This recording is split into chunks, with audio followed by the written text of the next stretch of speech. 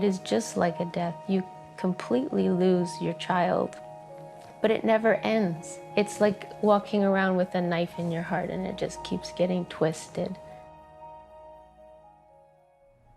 My sister was very similar to my mom, and she became very angry and hated my father. Growing up, we never had that relationship as brothers. My dad basically took my little sister away, and he moved away. I haven't seen my brother probably since I was 1.5 or 2.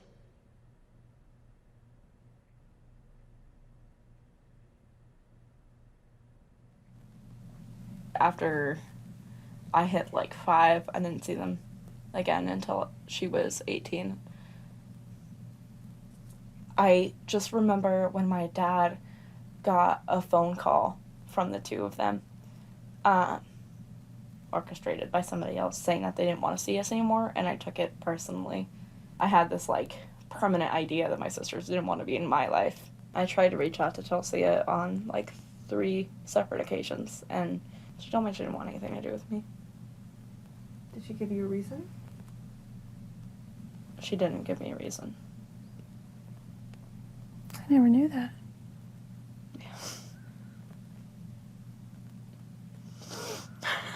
How old were you? It's 10. I never knew that. Sorry. It's okay. What did your message say? I'm Carla, your little sister, and I miss you.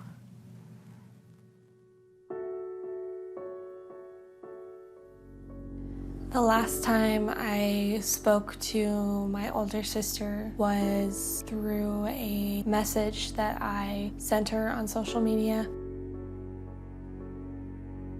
She'd been at odds with mom and dad for a while. There was something she said that just rubbed me the wrong way, and I just shot her a message and let her know, that really upsets me. I'm uncomfortable with this. I need some space, just because I needed to not be a part of that. And she put it on my mom as, you know, this is you telling Chelsea what to do. This is you pulling Chelsea away. The Facebook post, it was like a picture of an angry woman, and it was something about, go ahead and disagree with me. I'll just say you beat me and you'll never see your kids again. Don't get me wrong, I totally agree that there's always a bias in a divorce court. Sometimes the men, you know, are made to look like the bad guys. It really sucks. But he kept deflecting this like towards my mother. It made me angry.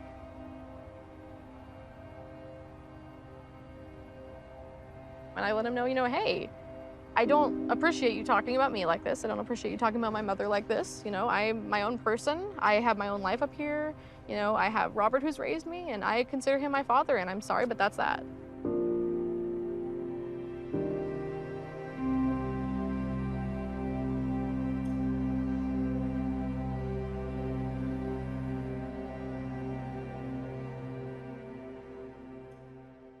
My parents fought about everything from who pays for the sport. They are the kind of people to fight over money a lot. My dad wasn't helping out whatsoever, and my mom was like, no, you know, you have 4 kids. Decided to, you know, file child support, and that takes, you know, most of his money out of his check because he's working at a grocery store. So what is that, you know? Nothing. I was childish, immature, and angry. You're not going to let me see my kids, I'm not going to give you the money. And it took them about 3 or 4 months to find me and garnish my wages. And I got $12.45 that paycheck, $2.05. This is my favorite. I got a paycheck for 0. I paid her off, and now I'm paying California off. The money that I'm paying goes directly to the state. You know, I mean, it could go for anything. I mean, garbage collecting, pothole repairs, I have no idea. I just know that the state continues to take money. Not a dime of money that I pay out to child support goes to any of my children. Not a single penny. I owed so much because they charged such a large amount of interest that it just built up and built up and built up.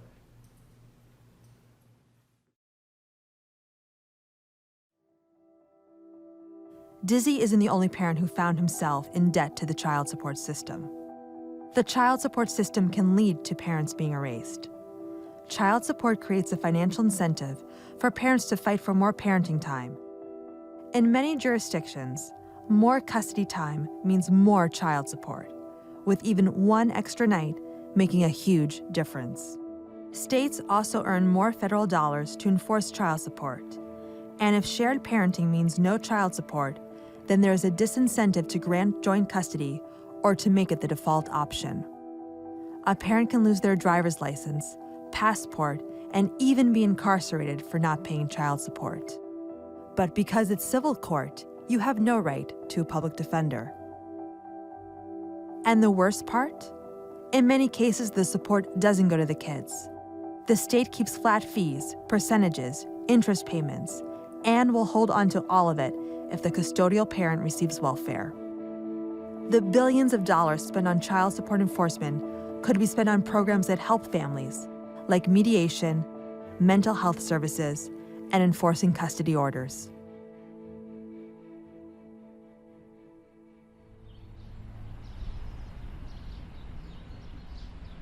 We are at the Shasta County Child Support Division office to make my final payment on child support.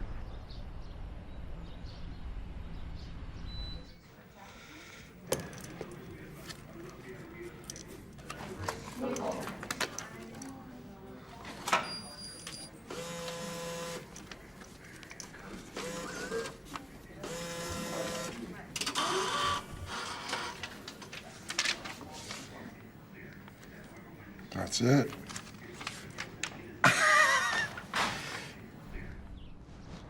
I am over this frickin' place. And if they weren't so nice, I would drop 2 fingers up at this building.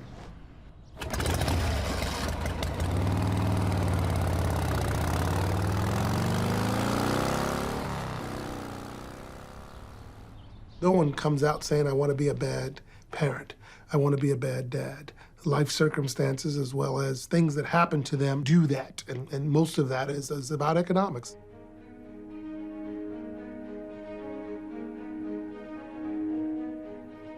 You know, we have to change our perception and our vision of fathers.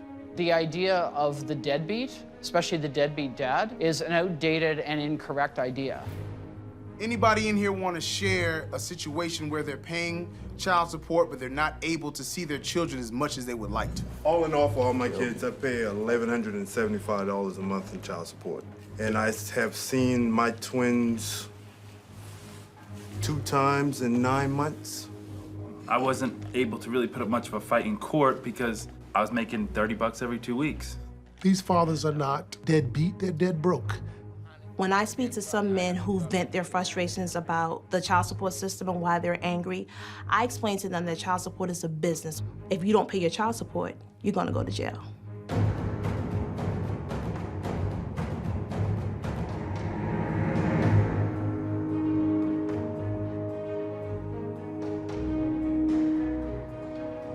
We heard from dozens of parents who said the state's child support system is broken and failing families. Turner paid a total of $1,935 in child support, but News 5 Investigates learned his ex only received $1,386. And while the Department of Human Services would not tell us specifically where it was deposited, they did tell us they kept it. The officer told him he's a deadbeat dad, he's under arrest. The system of child support and how we put that into place are barriers to successfully having fathers involved with their children's lives. That's not the intent, but that's certainly the result. They hold your passport if you're back behind on child support. They take your driver's license. And CDL too, right? CDL. And they take your driver's license. How you gonna do that? Registration on your car? Yeah. Cause you're back on child support. Yeah. I'm a parent, married, 2 children. And my responsibility as a parent never goes away whether or not I'm working or not. You can't have a child and not take care of your responsibility. When it came to Walter, my brother's situation, my mother them had rescued him several times. From? Picking up his rear in child support. Okay. They paid it up, caught it up, and he would always get back behind again. And even when he was continually paying. Walter may have been behind in his child support payments, but he was involved and active in his children's lives. His children were staying and visiting him the weekend that he was actually murdered. The other big story we're covering tonight, the police shooting death of an apparently unarmed man.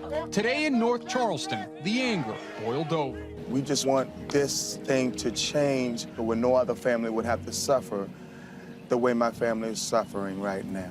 The deadly encounter between Walter Scott and police officer Michael Slager began with a traffic stop for a broken taillight. It was a fateful decision. The moment Walter Scott decided to bolt from his car. There's no justification for what I see on that video.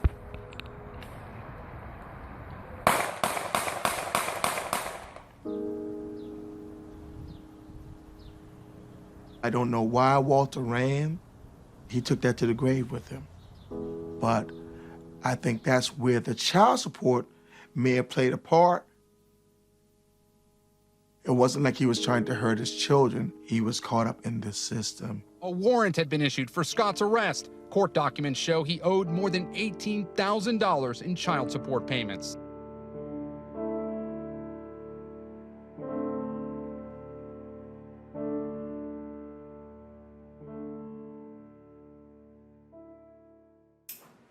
Can you get a court-appointed attorney to represent you in a child support case? No. Only in a criminal case. It's about access. Access of money. But does the judge give the father information about what his rights are as a father? Like 40 people in there, he moving cases in and out. He ain't got time to educate you. And you have no idea that you could get joint custody, shared custody. That's not their job. The ultimate goal in family court should be what? The child's best interest. To preserve the family. Yes. But if the dad is not in the child's life, how's that preserving the family? Because I don't think the current system is created to preserve family. No, it's not. I think the current system is created to make it more punitive to parents.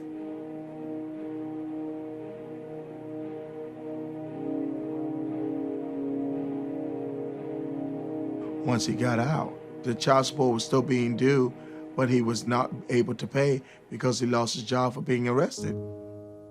How does the system expect you to catch up when you're locked up? He'd already been arrested twice prior to him getting murdered.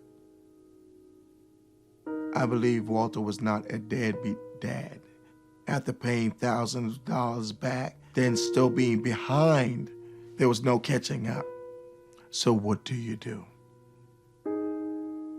I don't think a man should have to die or feel so upset about the child support system that you don't care and you're gonna run for your life.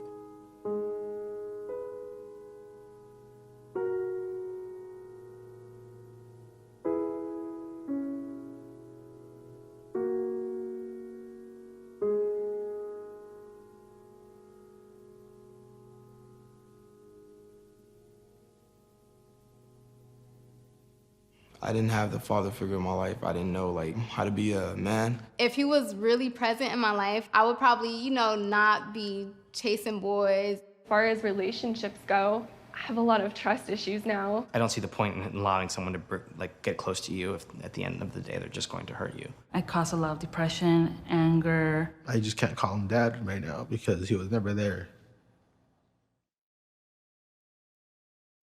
How would the lives of these children have been different if the courts assumed that both parents should be equally involved?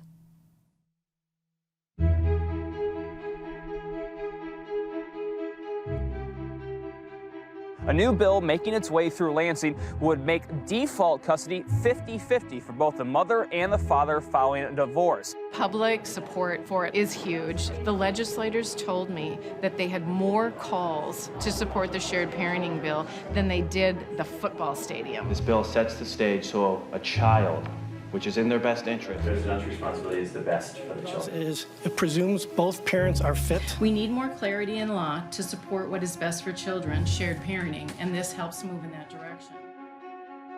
In any family, whether it's a man and man, women and women, it doesn't matter. There's a yin and a yang, and that's what makes a family work.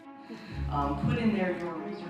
A default shared parenting plan would be when two people are separating, it would be presumed that both parents will have an equal role in terms of decision-making and custody with their children. If there is abuse or some other problem, then you would have a custody evaluation happen. We now have abundant research that shows that children do much better if they have shared parenting. It's even more important for children who are going through divorce to have a healthy relationship with both parents because it buffers them from the conflict. We just assume that children who move 50 times a year would be more stressed than those who live only with one parent. The packing did suck, but I got to see them every other week, and now looking back, I appreciate it a lot more. I am convinced that the Swedish system where you don't have any money to gain from a divorce is beneficial for children. We have a system where very few separating couples go to court. Most people just solve this between themselves. We have this form. It's an agreement that we share the custody of our son. You just print it out, sign it, and send it. We don't have to go to court or hire a lawyer or anything to do this.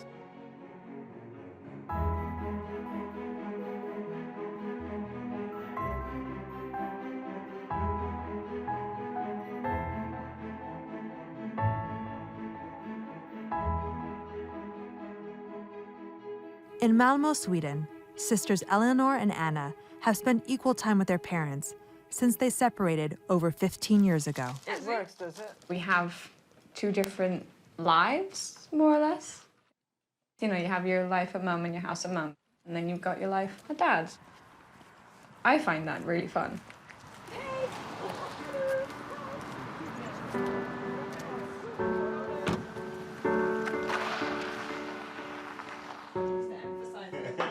Hungry. The 21st. In Sweden, it's not really a decision.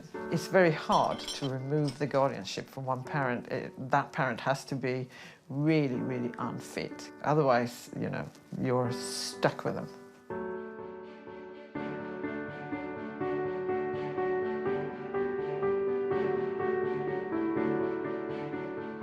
What parents discuss in Sweden when they split up is how the children should live more than money. It's obviously not perfect. If one of the parents doesn't want to cooperate and makes it difficult, then they're always going to do that. But if the basis of the law is going to be split evenly and both parents are going to be involved, then at least you have a better starting point. Think about the child. It's not just what you want, it's what they're going to grow up with and what they're going to have. And this is their life too, it's not just yours.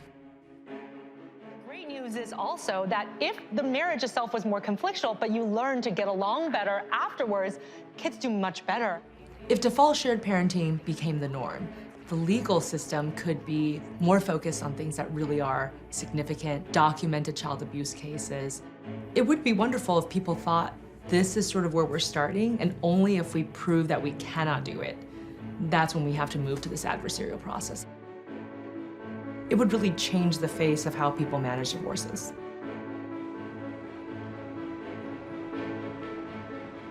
When parents can't reach an agreement on their own, mediation can provide an alternative to a courtroom trial and help them work together in the best interests of their children. My theory on litigation is if any custody case gets in front of a judge, there is a mental health problem. Either one or both of the litigants have mental health issues, or possibly the lawyers do. If you spend 2 or 3 days saying everything bad you can think of about the other person, and I award some sort of a joint custody arrangement, it's hard to undo the damage and have people walk out and parent together. Baltimore County decided to put on court staff mediators who worked just in the courthouse, just doing court mediation. I don't know of another court that has on-staff mediators that can provide high-quality outcome. She'll make some recommendations to hopefully assist the family in resolving it amicably and without the need to try the case in court.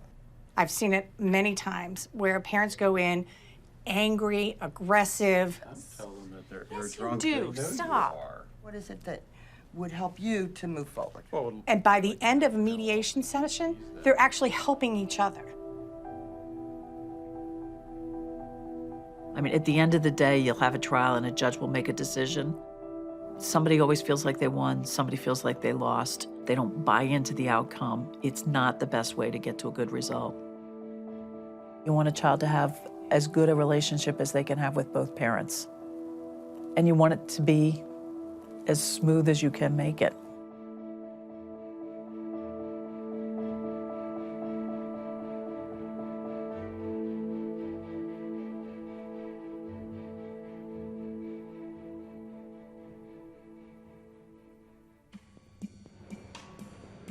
There's a lot of incentives to keep things the way they are, particularly by the American Bar Association and other folks. There's a lot of money in divorce, and with shared parenting, there's less conflict, fewer billable hours. Pay up and you're on your way to getting rid of that vermin you call a spouse.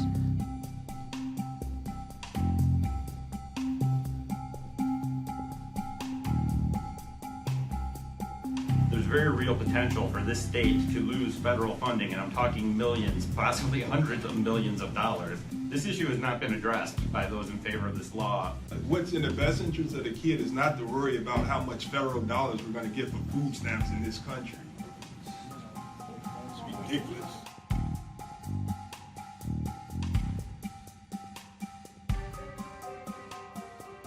I represent the Family Law Foundation. The foundation is respectfully against the bill. In Florida, when the bill advanced through the Senate and the House and was on its way to the governor, the Bar Association spent $110,000 to hire emergency lobbyists to defeat the bill. In North Dakota, they've been sued and lost because they misused $70,000 to run an advertising campaign against the shared parenting ballot initiative.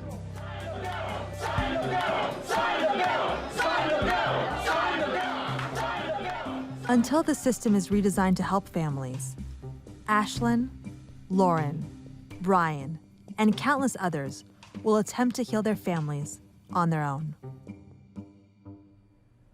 My advice to parents divorcing with kids is to be respectful to each other and watch how you act around your children. I would ask her if she could keep my siblings and I out of it. I know she didn't do it intentionally. They need to always let the child know that there's love and support no matter what happens. To just be there for your kids.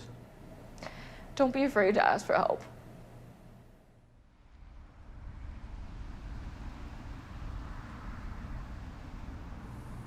By the way, I have a new line of essential oils I'm carrying now, geared for beards. I was right in the middle of doing a hair color. I turn around and here's my wife Kelly and my other daughter Caroline, and then I saw her. And he dropped his hair dryer and just ran to me. And we both started crying, and the whole salon started clapping. Like everybody knew the story. It was like a scene out of a movie.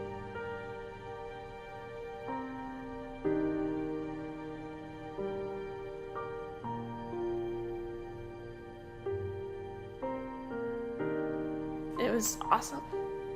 It's probably one of the best moments of my life.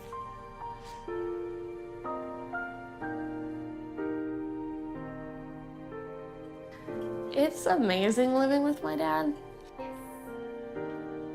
He's great.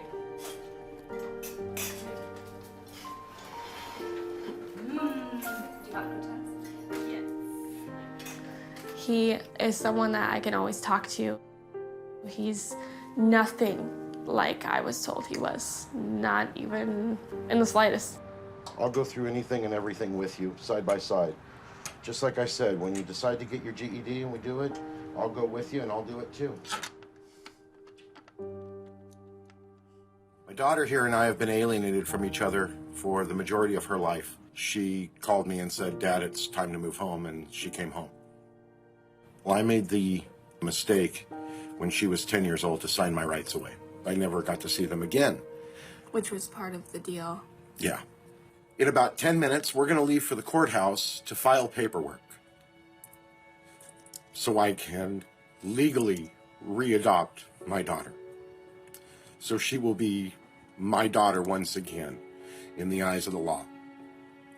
Whereas in our hearts, we know, and it doesn't matter, she's my little girl.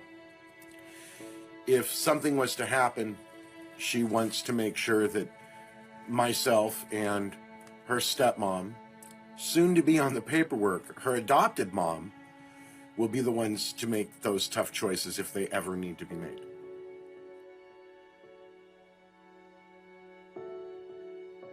I think she's always gonna be my mom, and I'm always gonna love her. It's just, she kind of lost the title of mom. To just want to totally cut out one set and go with the other set, it was hard.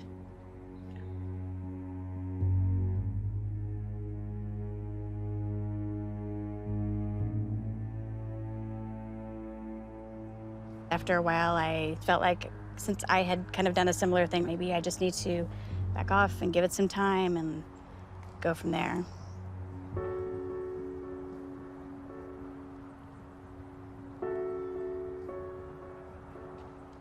If you could talk to her right now, what would you tell her? If I could talk to her right now.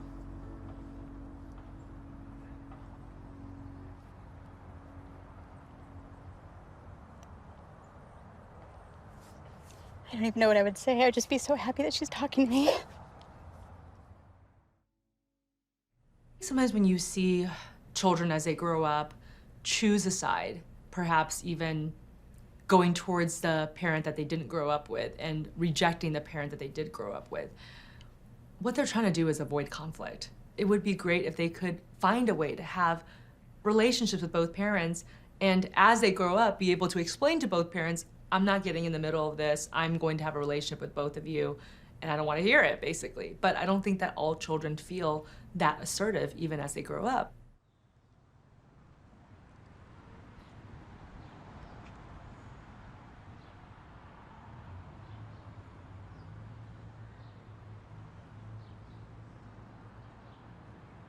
After a decade together, Brian's dad, Rick, and his stepmom, Karen, divorced. Once again, Brian found himself torn between two parents. I believe I was about 22 when Karen and Rick got divorced. For like the first few months, like of the separation, like I would flip-flop, like, no, my dad's right, so I need to stand by his side, I need to be loyal to him. Then I'd be like, Karen's right, no, I need to stay by her. I think after so many months, like, I realized, like, it was just tearing me apart. And that's when I was like, I'm not gonna deal with their shit.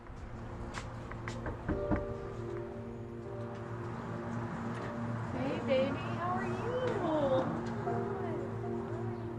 I think that's probably why, like, I was able to have that relationship with Caroline as well. It's like I could choose this route of what some people call loyalty, or I could choose the route of having my own independent relationships. And your sister was sitting in the back. Guess who that is? Well, it's a good-looking kid. Yeah. So I'm guessing me. Now that we do have a relationship, I look to try to find some of those good memories, and it's been exceedingly difficult. Seeing these, I feel like I don't remember any of them. It had nothing to do with you. I wanted to get down there, and there were times where your dad and Karen would tell me that either you didn't want me to come down or you had stuff going on. I wasn't able to force myself in there because they wouldn't let me. I think that where I sit is like the child. I wanted you there to have someone nearby, knowing that I could go there when I was ready to. You know, does that make sense? Yeah, I didn't know that you felt that way. I didn't think you wanted me there. I can understand what you're saying. And I get it. I mean, you have to, as an adult, you're thinking about like taking care of yourself and trying to figure it out and move on. It's like, how far do you push?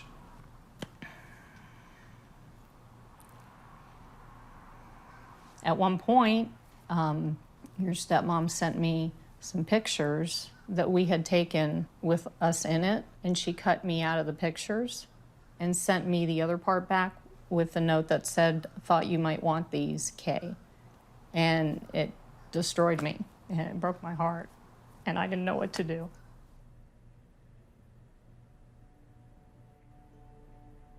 It's not like I cut her out of him, because obviously in the photo album there's lots of pictures of her. The people that I was with were just like, oh, we'll just throw them away. And I was like, no, that's kind of weird. Like, I'm just gonna send them back to her.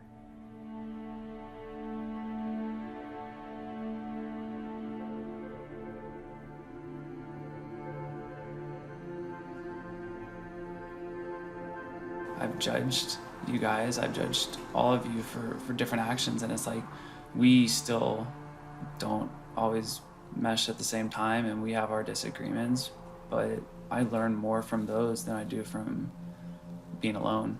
And I don't like that more than having to go through it and just forgive and move on. Life right now is just forgiving and moving on. It's so much, like, it's so much easier just not dealing with people's shit. Yeah.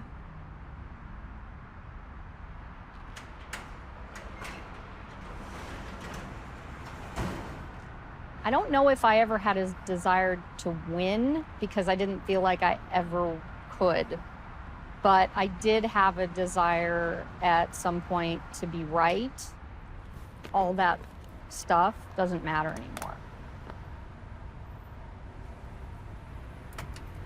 What matters is where we're at right now.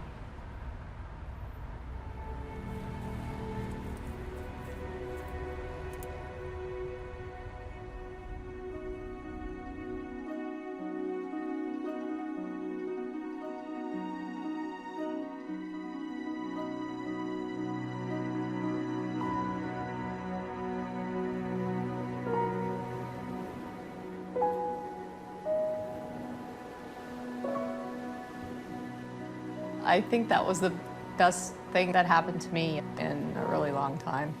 Hearing you call me mom.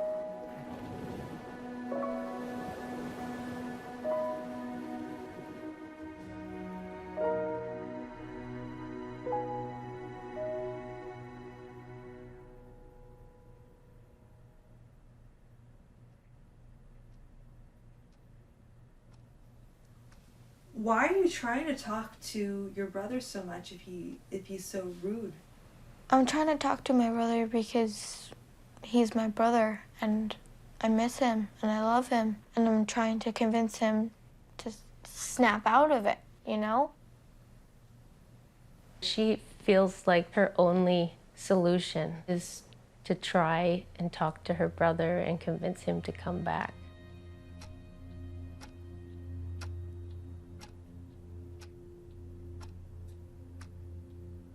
My actions do not put me in the wrong, as your mom has caused me so much trouble over the years. I want a relationship, but if you cannot respect that I don't want anything to do with her, then we will have to wait until you're older to talk. I said, it kind of seems like you hate mom more than you love me.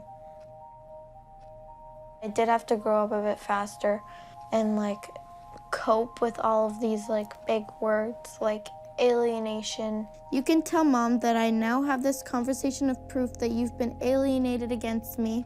I think I might send this to my lawyer because I'm not alienated, you are. I said, why can't we just be normal siblings and talk about normal things? Even though we aren't normal, why can't we pretend like we are?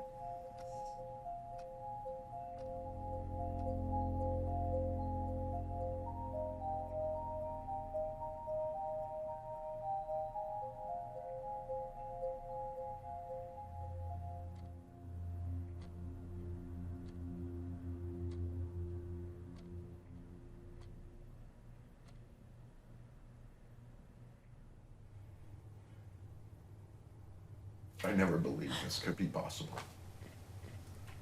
To be here today, Ash, you don't just live here. Today we get to fix the wrong. How do you think Chelsea will react? I forgive that she doesn't care, and I've moved on from that, and I just have no interest on the subject. But it's different when you're a dad. I don't know. I have to focus on the daughters that are here, that need their dad, that want their dad. So, that's where my focus is. All right, we're off. I am writing this letter regarding a legal adult adoption between my stepmother and my birth father. My biggest fear here is that because I sign my rights away, the judge is gonna look at this case a little bit differently. My birth mother alienated me from my birth father for over a decade. I mean, I'm a father that quote unquote voluntarily relinquished my parental rights, and now I'm trying to get them back. How are you doing? You didn't have it back. I was trying to stop. Don't drop it.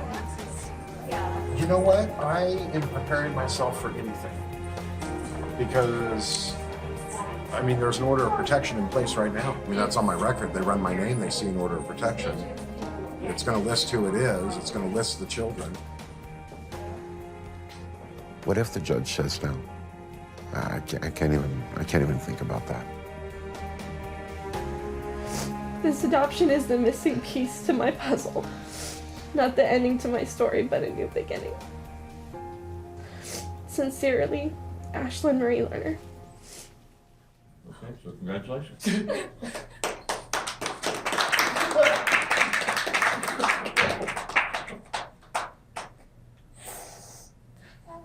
Thank you, Your Honor. I'm glad you all got back together. Me too. Thank you. Thank you. How about a picture? You know, I do recall this Lerner case. I think I may have had him in front of me when I was in my family law assignment. It was a very emotional adoption.